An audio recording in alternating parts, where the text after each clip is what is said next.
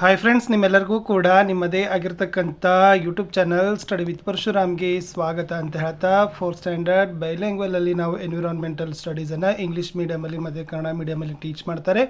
ಅದರದ್ದು FA1 ಪರೀಕ್ಷೆ ಎಕ್ಸಾಮಿನೇಷನನ್ನು ಆಗಬೇಕು. ಓಕೆನಾ? ವಿಡಿಯೋನ ಲೈಕ್, ಶೇರ್ ಮತ್ತು ಸಬ್ಸ್ಕ್ರೈಬ್ ಮಾಡೋದನ್ನು ಮಾತ್ರ ಮರೆಯದಿರಿ ಅಂತ ಹೇಳ್ತಾ ಈ ಒಂದು ಕ್ವಶನ್ ಪೇಪರನ್ನು ಶೇರ್ ಮಾಡ್ತೀನಿ. ಸೊ ಫಸ್ಟ್ ಆಫ್ ಆಲ್ ಎಲ್ಲರಿಗೂ ಕೂಡ ಕ್ವಶನ್ ಪೇಪರ್ಸ್ಗಳನ್ನು ಯಾರಿಗೆಲ್ಲ ಪ್ರೊವೈಡ್ ಮಾಡಬೇಕು ಅನ್ನೋರು 9964050759 ನನಗೆ ನೀವು ವಾಟ್ಸಪ್ಪಲ್ಲಿ ಮೆಸೇಜ್ ಮಾಡೋದ್ರ ಮೂಲಕ ನೀವುಗಳು ಏನು ಮಾಡ್ಬೋದು, ಈ PDF-ಗಳನ್ನು ಪರ್ಚೇಸ್ ಮಾಡ್ಬೋದು. ಓಕೆ, ಎನ್ವಿರಾನ್ಮೆಂಟಲ್ ಸ್ಟಡೀಸ್ ಇದೆ. ಸೊ ಟೋಟಲ್ ಇರ್ತಕ್ಕಂಥದ್ದು 15 ಮಾರ್ಕ್ಸು. ಒಟ್ಟು 6 ಚಾಪ್ಟರ್ಗಳನ್ನು ಆಗಬೇಕು. ದ ಅನಿಮಲ್ ಕಿಂಗ್ಡಮ್ದಿಂದ 3 ಮಾರ್ಕ್ಸು 2 ಕ್ವಶನ್ಸ್ ಹಾಕಿದ್ದೀನಿ. ಹನಿ, ಸ್ವೀಟ್ ಹನಿದಿಂದ 4 marker 2 questions. Go around the forest 3 marker 2 question. Root support of the plant 1 marker 1 question. Flowers colors 3 mark 2 question. Each a drop 1 marker 1 question. So totally 15 marks 10 questions ಅನ್ನು include ಮಾಡಿದ್ದೀನಿ. Weightage to objectives ನೋಡೋದಾದರೆ ನಾಲೆಜ್ಗೆ 6 mark, ಕಾಂಪ್ರಿಹೆನ್ಷನ್ಗೆ 7, ಅಪ್ಲಿಕೇಶನ್ಗೆ 2. So totally 15 mark. Weightage to types of ಕ್ವಶನ್ಸ್ಗೆ ನೋಡೋದಾದರೆ MCQ and very short ಆನ್ಸರ್ಗೆ 6 mark ಇದೆ, ಶಾರ್ಟ್ ಆನ್ಸರ್ದು 6 ಮಾರ್ಕ್ ಇದೆ, ಲಾಂಗ್ ಆನ್ಸರ್ಸು 3 ಮಾರ್ಕ್ ಇದೆ. ಓವರ್ ಆಲ್ 15 ಮಾರ್ಕ್ ವೇಟೇಜನ್ನು ಮಾಡಿರೋದು. ವೇಟೇಜ್ ಟು ಡಿಫಿಕಲ್ಟಿ ಲೆವೆಲ್ ನೋಡೋದಾದರೆ easy 6 mark, average 6 mark, difficult 3 mark, over all 15 mark. ಯೂನಿಟೈಸ್ mark ಡಿಸ್ಟ್ರಿಬ್ಯೂಷನನ್ನು ನೋಡಿ. ದ ಅನಿಮಲ್ ಕಿಂಗ್ಡಮ್ದಿಂದ 1 marker 1 question, 2 marker 1 question, 2 questions 3 mark. Honey, sweet ಹನಿಯಿಂದ 1 marker 1 question, 3 marker 1 question, 2 questions 4 mark. Go around the forest 1 marker 1, 2 marker 1, 2 question 3 marks. Root support of the plant 1 marker 1 question, 1 question 1 mark.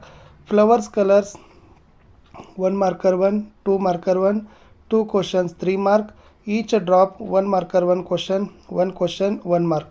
In this question paper, overall 6 questions are 1 marker, 3 questions are carry 2 mark, 1 question is carry 3 mark, number of questions are 10 and all total of marks is 15. Okay, so ಇದು question answer booklet ಥರನೇ ಬರ್ತದೆ. ನಿಮಗೆ ಬರೀಲಿಕ್ಕೆ ಪ್ಲೇಸಸನ್ನು provide ಮಾಡ್ತಾರೆ.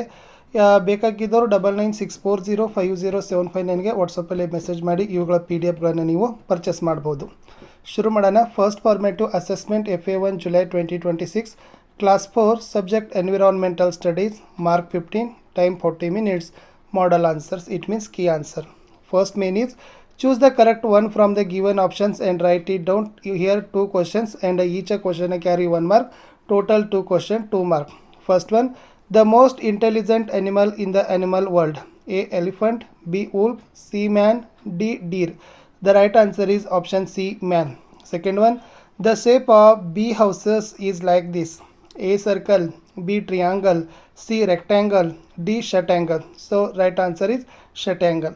So second means is, fill in the blanks. Here total 2 questions are there and each question carry 1 mark, 2 questions 2 mark. Third one, monkeys lives on dash top. So the right answer is trees. Fourth one, dash is a root used as a medicine. Ashwagandha is the right answer. Move to 1 marker question. Answer the following questions in 1 mark.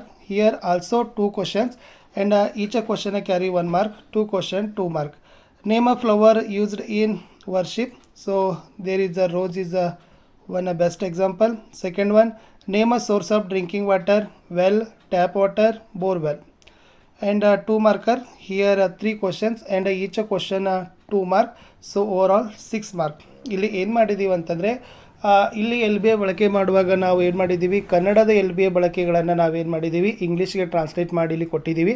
ಇನ್ನೂ LBA ಬಂದಿಲ್ಲ. So ಬಂದರೆ ಅದರದ್ದು ಕೂಡ ನಿಮಗೆ use ಆಗ್ತದೆ.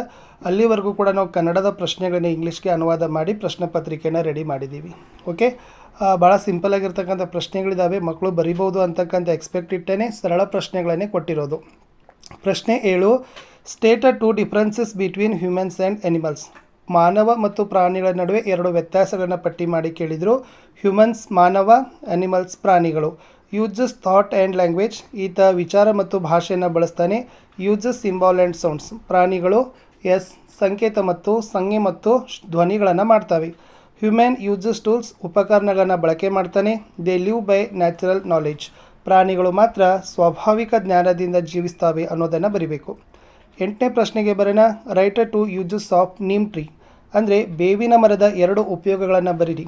For food ಆಹಾರಕ್ಕಾಗಿ ಬಳಕೆ ಮಾಡ್ತಾರೆ, ಫಾರ್ ಎ ಮೆಡಿಸಿನ್ ಔಷಧಕ್ಕಾಗಿ ಕೂಡ ಏನು ಮಾಡ್ತಾರೆ, ನೀಮ್ ಟ್ರೀಯನ್ನು ಬಳಕೆಯನ್ನು ಮಾಡೋದು. ಪ್ರಶ್ನೆ 9, why should we not pick flowers in public parks, ಅಂದರೆ ಸಾರ್ವಜನಿಕ ಉದ್ಯಾನವನಗಳಲ್ಲಿ ಹೂಗಳನ್ನು ಏಕೆ ಕೀಳಬಾರದು ಅಂತ ಪ್ರಶ್ನೆ ಇತ್ತು. ಇನ್ಹ್ಯಾನ್ಸ್ ದ ಬ್ಯೂಟಿ ಆಫ್ ನೇಚರ್, ಪ್ರಕೃತಿಯ ಸೌಂದರ್ಯವನ್ನು ಹೆಚ್ಚಿಸಬೇಕು, ಅದಕ್ಕಾಗಿ ಹೂಗಳನ್ನು ಕೀಳಬಾರ್ದು. ಬೆನಿಫಿಷಿಯಲ್ ಫಾರ್ ಇನ್ಸೆಕ್ಟ್ಸ್, ಇವು ಕ್ರಿಮಿ ಕೀಟಗಳಿಗೆ ಏನಾಗಿದಾವಪ್ಪ ಅಂದ್ರೆ ಹೂಗಳು ಆಶ್ರಯ ತಾಣಗಳೇ ಆಗಿರ್ತವೆ. ಸೊ ಆ ಕಾರಣಕ್ಕೆ ಅವರು ಏನು ಮಾಡಬಾರ್ದು, ಪಬ್ಲಿಕ್ ಪಾರ್ಕ್ಸ್ನಲ್ಲಿ ಫ್ಲವರ್ಸ್ಗಳನ್ನು ಪಿಕ್ ಮಾಡಬಾರ್ದು. ನೆಕ್ಸ್ಟ್ 3 ಮಾರ್ಕರ್ 1 ಕ್ವಶನ್ ಕೇಳಿತ್ತು. Explain the function of the members of B family ಅಂತ ಕೇಳಿದ್ದಾರೆ. ಇಲ್ಲಿ ಜೇನುನೊಣದ ಸದಸ್ಯರ ಕೆಲಸಗಳನ್ನು ಕೇಳಿದರು 3 ಮಾರ್ಕರ್ಗೆ. ಭಾಳ ಈಸಿ ಇದೆ. Fruits and vegetables grow because bees pollinate them and it is a necessary to preserve them. So ಇದು ಏನಾಗಿತ್ತಪ್ಪ ಆನ್ಸರ್ ಇತ್ತು. ಇಷ್ಟು 4ನೇ ತರಗತಿಯ ಪರಿಸರ ಅಧ್ಯಯನದಲ್ಲಿ ಇಂಗ್ಲೀಷ್ ಮೀಡಿಯಮಲ್ಲಿ ಪ್ರಶ್ನೆ ಪತ್ರಿಕೆಗಳನ್ನು ಕೊಟ್ಟಿದ್ದೀವಿ. ಲೈಕ್, ಶೇರ್ ಮತ್ತು ಸಬ್ಸ್ಕ್ರೈಬ್ ಮಾಡೋದನ್ನು ಮಾತ್ರ ಮರೆಯದಿರಿ. ಸಿಗ್ತೀನಿ ಹೊಸ ವಿಡಿಯೋದಲ್ಲಿ. ಅಂಟಿಲ್ ಟೇಕ್ ಕೇರ್, ಬಾಯ್.